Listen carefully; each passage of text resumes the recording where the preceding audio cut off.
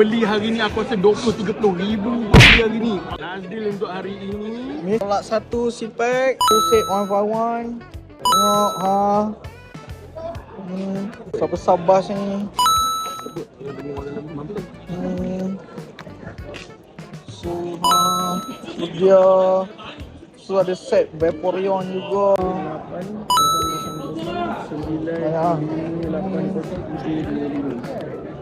pencen ke apa? Duit kahwin lah? Tak. Oh ya, kahwin lah. Awal lagi. Why not? Ada 30 kan? Itu baik.